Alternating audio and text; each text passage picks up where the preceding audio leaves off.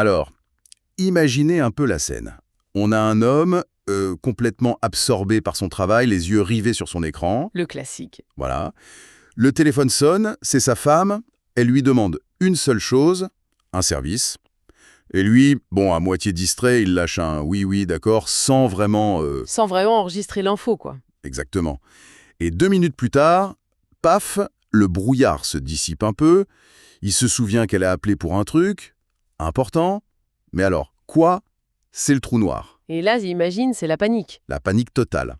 Je ne commenterai pas sur le réalisme de la situation, mais je pense que beaucoup se reconnaîtront. Bref, il bondit de sa chaise, il se lance dans une sorte de mission commando. Ah oui. Il fait la vaisselle, il sort les poubelles, il range le salon, il accroche même ce fameux tableau qui attendait depuis des mois. 2 heures plus tard, il est épuisé mais fier. Il est convaincu d'être le mari de l'année. Jusqu'au moment où le téléphone sonne à nouveau, j'imagine. Et c'est elle, bien sûr. Sa voix est un peu lasse. Dis-moi, ça fait 1 heure que je suis à la gare. Je ne t'avais demandé qu'une seule chose. Combien de temps je vais encore attendre?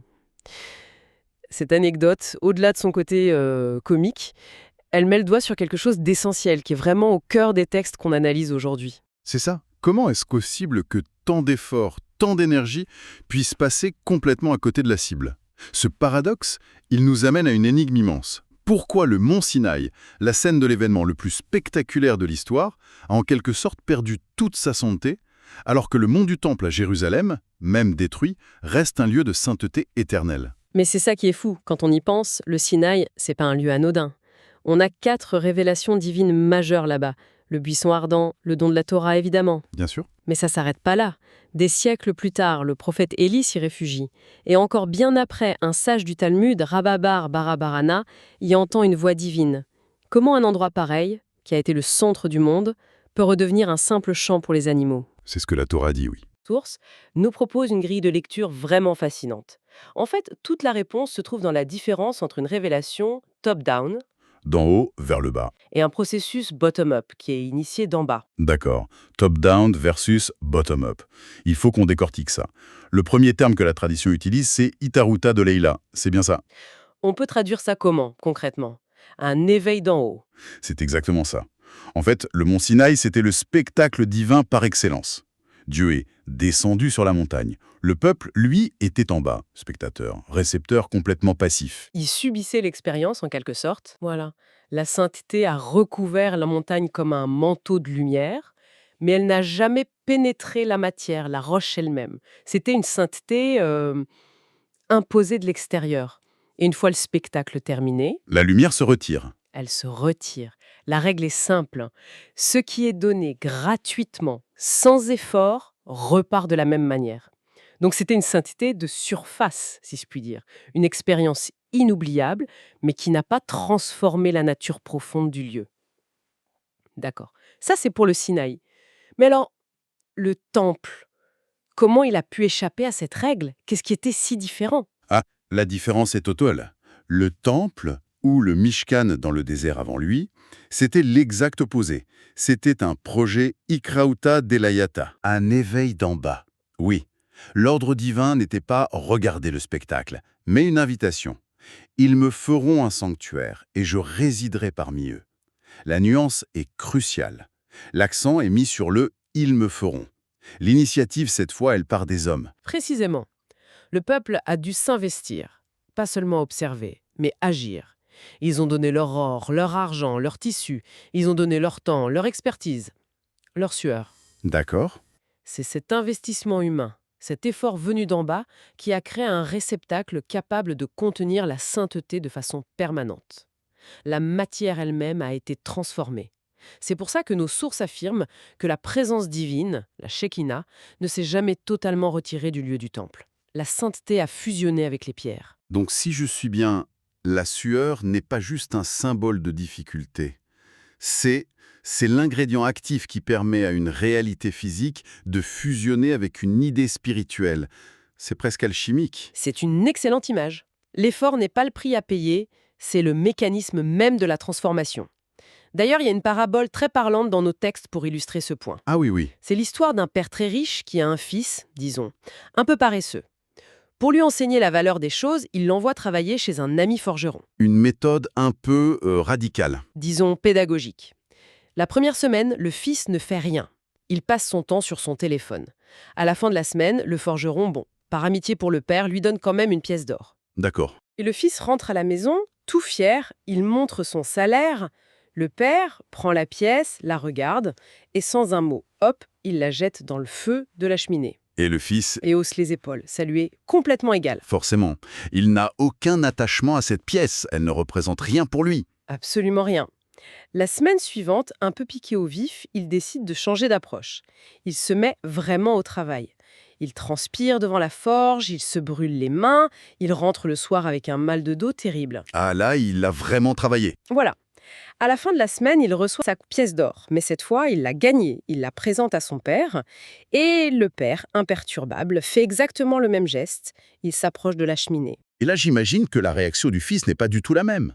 Il a hurlé. Il s'est jeté en avant en criant « Non, ne fais pas ça.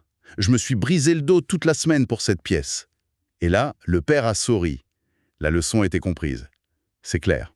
Le point crucial de la parabole, c'est ce mal de dos. Ce n'est pas une punition, c'est la preuve de l'appropriation. L'objet acquis par l'effort devient une extension de soi. Il est imprégné de notre essence. Dieu peut briser les lois de nature de l'extérieur, comme au Sinaï, mais seul l'effort personnel peut transformer la nature de l'intérieur. Cette idée de transformation dans l'intérieur, ça me fait penser. Est-ce que c'est une dynamique qu'on voit apparaître au moment du don de la Torah, ou est-ce que les racines sont plus anciennes? Je pense au patriarche, par exemple. C'est une question fondamentale. Et la réponse est oui, cette tension existait déjà. Elle est parfaitement incarnée par la différence de méthode entre Abraham et son fils, Isaac. Ah, intéressant. Abraham, c'était la générosité incarnée, une influence top-down. Il a construit cet immense hôtel à 4 entrées dans le désert. Oui, pour que tout le monde puisse entrer. Exactement. Il offrait tout gratuitement. La nourriture, le gîte, son enseignement.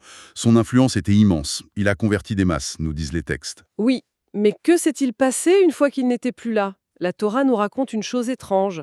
Les Philistins sont venus et ont rebouché tous les puits qu'Abraham avait creusés. C'est un symbole très fort, ça, très fort. Ça signifie que les gens qu'il avait influencés, une fois que la source extérieure de son charisme avait disparu, ils sont retournés à leurs anciennes idoles. L'influence était large, mais superficielle. Elle n'avait pas été internalisée. Voilà. Et c'est là qu'Isaac propose un modèle radicalement différent. Lui, son travail, c'était de creuser des puits. Il ne se contentait pas de donner de l'eau à la surface. Il cherchait la source. Exactement. Il ne donnait pas de cours magistraux. Il cherchait à révéler le trésor qui était déjà caché à l'intérieur de la terre. Dans la tradition, l'eau, c'est le symbole de la émouna, la foi. D'accord? Isaac a compris que la foi, ce n'est pas quelque chose qu'on plaque de l'extérieur, mais une source souterraine qu'il faut aider l'autre à découvrir en lui-même. C'est pour ça qu'il posait des questions à ses enfants, même à Ésaü, pour les pousser à chercher leurs propres réponses. Son influence était peut-être moins spectaculaire, mais Infiniment plus durable. infiniment plus durable, car elle venait de l'intérieur de ceux qu'il formait. Alors, si on ramène tout ça à notre échelle, comment on creuse des puits pour les autres? Dans l'éducation, dans le management? C'est une belle idée, mais concrètement, ça ressemble à quoi? La tentation est toujours forte de donner la solution toute faite. C'est la tentation de l'efficacité à court terme. Et l'exemple le plus concret de cette méthode d'Isaac, on le trouve dans la philosophie du rabbi de Lubavitch. Sa vision était résumée dans une phrase « Ne pas former des élèves, mais des leaders, pas des suiveurs ». Non. L'objectif n'est pas de créer des gens qui répètent, mais des individus capables d'agir par eux-mêmes, de devenir leur propre source de lumière. Et pour illustrer ça, il y a l'histoire, bien réelle, de Yankee Ackerman. Racontez-nous. Yankee Ackerman, à 12 ans, on est à Newark, passionné, il édite le petit journal de son école. On parle d'un truc imprimé sur une vieille machine, tiré à 20 exemplaires, quoi. Le journal de la cour de récré. C'est ça. Un jour, il a le privilège d'avoir une audience privée avec le rabbi. Un moment très intense. Et le rabbi le regarde, et au milieu de toutes les questions du monde, il lui demande « C'est toi l'éditeur du journal de Newark ?» Incroyable. Le leader mondial du judaïsme, qui gère des institutions partout, il connaît le nom du rédacteur en chef d'un journal scolaire tiré à 20 copies. C'est pas un ordre, c'est une validation. Imaginez le choc pour ce garçon. Ce simple acte de reconnaissance, cette validation de son initiative personnelle, aussi minuscule soit-elle, l'a marqué pour toute sa vie. Ce jour-là, le rabbi ne lui a pas donné de leçon. Il lui a montré, ce que tu fais, ton petit effort a de la valeur. Tu es déjà un leader. Et qu'est-il venu? Devenu un ophtalmologue reconnu, Yanki Ackerman consacre aujourd'hui une grande partie de sa vie à former de jeunes médecins. Il rend ce qu'il a reçu. Pas un savoir, mais le sentiment qu'il est capable, lui aussi, de diriger. Le conseil pratique qui en découle est donc profondément contre-intuitif. C'est de résister à l'envie de faire à la place des autres, même si on le ferait mieux ou plus vite. Exactement. C'est leur donner la responsabilité.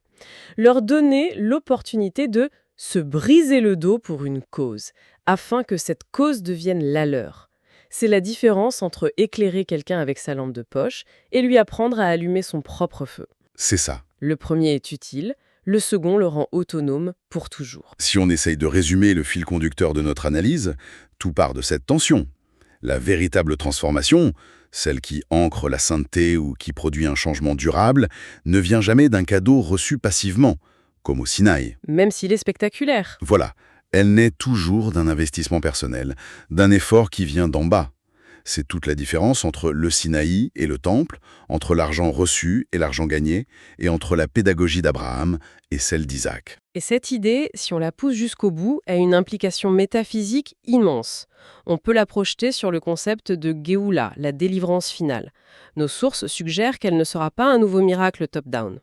Pas un nouveau Sinaï. Non. Elle sera l'aboutissement, la somme de tous les efforts humains accumulés, la somme de chaque mitzvah accomplie avec investissement, de chaque puits creusé dans la matière pour en révéler la sainteté. C'est une vision qui renverse complètement la perspective. On n'est plus des spectateurs qui attendent la fin de l'histoire, on en est les bâtisseurs. Absolument. Et cela nous laisse avec une pensée à méditer. La vraie question n'est peut-être pas d'attendre la lumière, mais de la créer soi-même, là où on est. Ce qui pose une interrogation pour chacun, une fois cette discussion terminée. Quel est le puits, aussi petit soit-il, qu'il est possible de commencer à creuser dès aujourd'hui ?